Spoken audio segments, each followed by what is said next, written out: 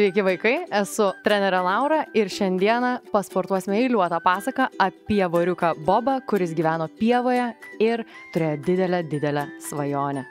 Mankštos metu atliksime gimnastikos, jogos ir pilateso užduotis, kurios skirtos laikysenai, lankstumui, jėgai ir pusiausvyrai. Kadangi užduotis reikės atlikti labai tiksliai ir dėmesingai, pradėsime nuo susikaupimo ir kvėpavimo pratimų. Tai prisėskime. Čia prisėdame, įsipatoginame, ištiesiame stuburą, užaugiame aukštyn, įsivaizduojame, kad kylame į dangų, užmerkiame akis ir įkvepiame giliai pro nosį. Iškvepiam per burną. Antras kartas įkvepiam per nosį. Iškvepiam pro burną. Ir trečias kartas įkvepiam pro nosį. Ir iškvepiam per burną. Ir kadangi jau esam susikaupę ir pasiruošę šiai mankštai, tai pradėsime nuo šios pozicijos. Gyveno pievoj voras. Jo vardas buvo Super Bobas. Svajonę drąsią sugalvojo. Užaugt stipriu jisai panoro. Ir iškeliavo siekt svajonės, kur žydi pienės čempionės. Ir dabar mes atliksime voro ėjimą į pievą. Tai jisai keliauja taip iš tvimos pozicijos, keliam ranką už nugaros, pereinam, grįžtam, šiek tiek rankas keliame į šoną, peršokam. Ir vėl už nugaros, grįžtam, dabar rankos į kitą pusę, peršokam ir dar. Tai atgal, čia, pam, peršokam. 1, 2, 3, 4, rankos, peršokam šiek tiek lėčiau ir labiau susikaupus, tiksliai dedam delnus, atsiremiam tvirtai, perkeliam rankas, peršokam ir dar šičia, perkeliam delnus, peršokam. Pievos vidury grakščiai keliauja gandras išdidžiai ir atsistojame į poziciją gandro.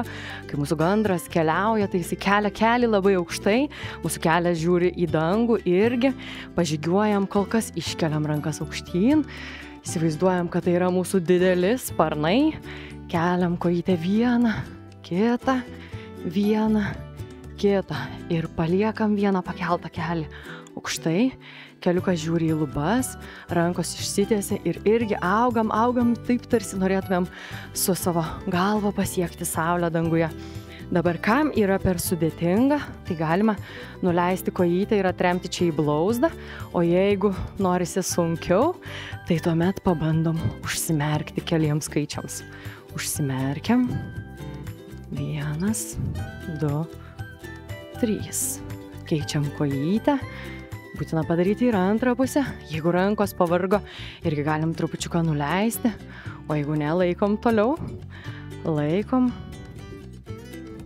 Kam per sunku, tik primenu, kad galima atremti koją į blauzdą, o jeigu dar per sunku, tai galima pastatyti ant pėdos.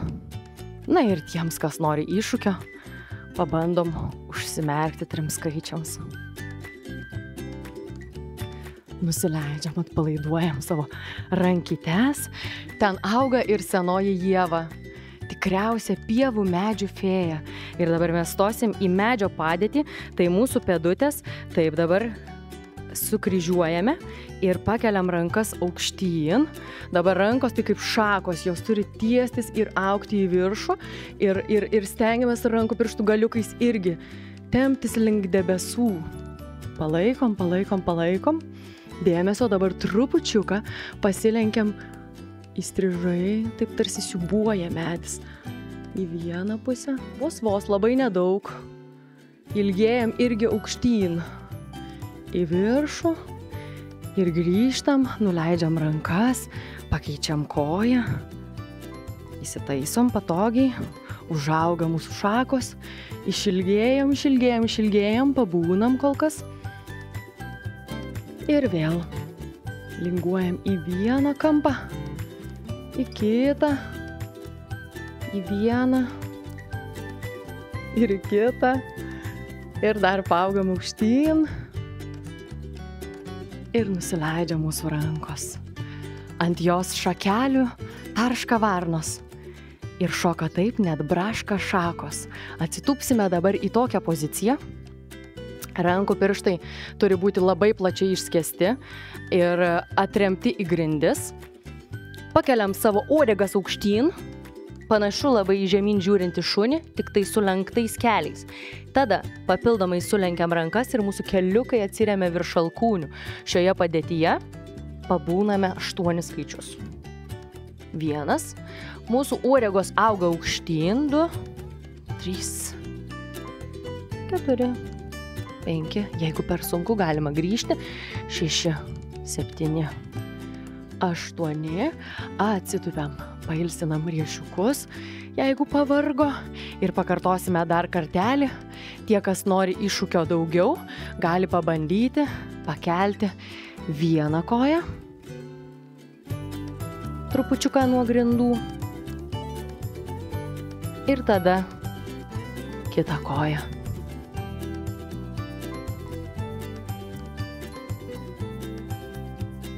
Labai gerai pailsinam riešus.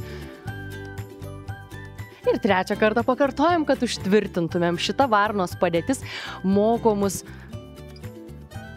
stabilumo ant rankų. Ir po to, gerai išpraktikavus varnos poziciją, mes galėsime pakelti abi kojas, o kada nors ir padaryti stovėsną ant rankų.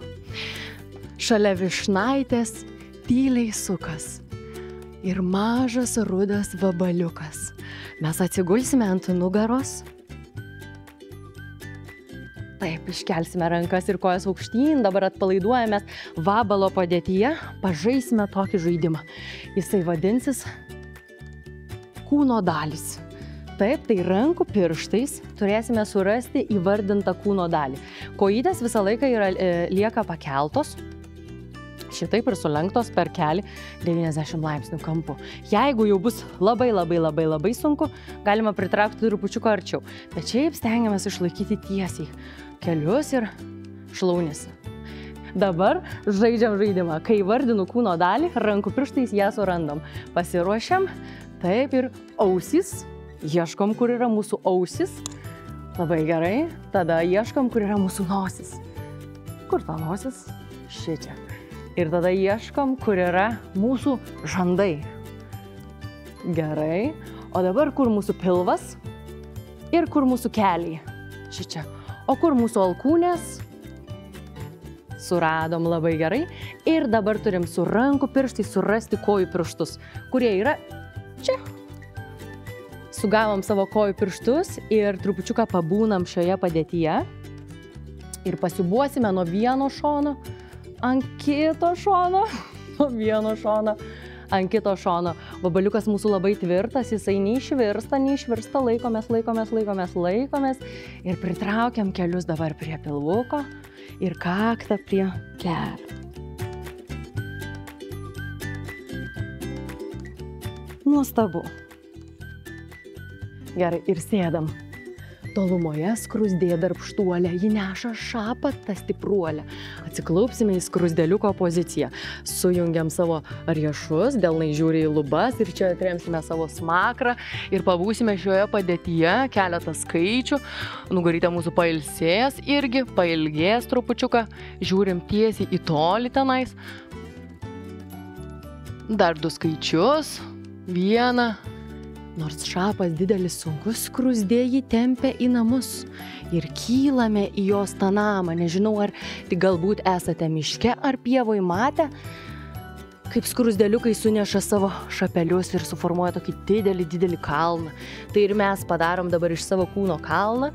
Jeigu trupučiuką per sunku, galima sulenkti kelius arba vos pakelti kulnus. Bet stengiamės spausti kulnus žemyn, uodega čia auga į viršų. Stumėmės, tiesiamės. Dar 3 skaičius. 2, 1. Ir atsitupiam. Trupučiuką atsipūsti. Prie stebuklingo šaltinėlio vikšrų puota ant akmenėlio. Ir dabar mes padarysime mūsų vikšriuką. Mūsų vikšras pradeda su glaustom tiesiom kojom. Mes pasilenkiam žemyn. Jeigu pavyksta tiesiom kojytėm, ropojam į priekį iki atsispaudimo padėties. O tada kojos ateina atgal, aukštyn. Ir išsitiesiam. Dabar pasilenkiam žemyn, keliausim atgal ir kojos pirmos keliauja. Ir rankos parbėga iki pėdų ir išsitiesiam. Aplinkui skraido 3 drugeliai, spalvoti jų visų sparneliai. Ir mes vėl atsisėsime dabar, atsisėsime į drugelio padėtį, mūsų pėdos susiglaudžia, keliukai atsidaro tiek, kiek gali daugiausiai. Trupučiuką paskrendam kaip tas drugelis. Pievoje paskrendam, pasibuojam dabar nuo sparnelio ant sparnelio ir patikrinsim, kokios spalvos mūsų drugelio sparnas. Tai pasiemam vieną pėdutę, ištiesiam koją per kelį, pažiūrim, kokios spalvos mano sparnas. Mano tai mėlynas, o koks jūsų? Pažiūrim, kokios spalvos sparnelis, gerai. Ir pažiūrim kitas sparnelis, kokios spalvos. Ištiesiam kojytę tiek, kiek galiu. Pažiūrim, ar šitas sparnelis tokios pačios spalvos ar kitokios. Mano sparnelis šitas yra geltonas. Ir suglaudžiam vėl pėdutes. Ir dabar, kas norite iššūkio daugiau šiek tiek, pakeliam abi pėdas nuo žemės ir bandome išsėdėti. Taip, bandome išsėdėti ir besėdint ištiesiam tą vieną sparną, pasižiūrim dar kartelį, ar spalva nepakito mūsų stebuklingo drugelio. Ir tada sulenkiam koją ir tada kietą kojytę ištiesiam aukštyn. Na ir tiems, kas mėgsta iššūkius dar, tai tada pabandom iškelti abi kojas į viršų ir 4 skaičius išsėdėti, saugom save ir draugus, 3, 4 ir suglaudžiam. Ir nuleidžiam savo sparnelius. Ir drugelis dar užmiega trumpam. Atsibundam. Prie upelio kiškiai 2 lenktynių žaidžia jie abu. Prisimenam dabar, kaip darėm varną, tai rankų pirštai buvo plačiai išskesti ir buvo atremti delnai į grindis. Tai per kiškio judesį irgi darysime labai panašiai. Atremiam delnus. Rankos lieka labai tvirtos, kojos suglaustos ir atsitupiam. Ir mūsų užduotėlė dabar bus šokti kojomis aukštyn, rankos lieka atremtos į grindis. Tai parodau vieną kartą ir tada bandom 4 kartus. Važiuojam 1, 2, 3 ir 4. Nuostabu. Pavyko lengvai? Pavyko lengvai, pakartosime dar 4 kartus. Tai pasisuksiu į kitą pusę, kad dar būtų lengviau pamatyti. 1, 2, rankytės pačios tvirčiausios pasaulyje, 3 ir 4. O pievų pakrašty kaliniukai, išrausė juos maži kurmiukai. Ir mes atsiklaupiam į tokią poziciją ir užmiegam kaip kurmiukai, rausiantis po žemę. Pabūsim šioje padėtyje. Ramiai kvėpuojam. Pajaučiam, kaip plaka mūsų širdelė. Ir dar įkvėpsime 2 kartus. Dar 1. Ir išsitiesiam. Tiek paslapčių pilna pievelė. Jie šildo spinduliais saulelę. Laimingas tapo voras Bobas. Kiekvienas pievoj tapo draugas. Ir sužinojo, kaip tapt stipriu, svajonių siekti ir būti drąsiu. Ir dabar padarysim pabaigoj 5 laimingo voro Bobo šuoliukus. Išsitiesim čia. Kai šoksim aukštyn, rankos irgi turės išsitiesti į šalis. Pasiruošiam 5 šuoliukai į viršų. 1, 2, 3 ir 4 ir 5. Ir štai visa pasaka apie vorą Bobą, kuris siekia savo svajonės. Ir jums visiems linkiu turėti tų svajonių, jų siekti ir tikėti, kad tikrai jas galite pasiekti. Ačiū visiems ir iki kitų kartų.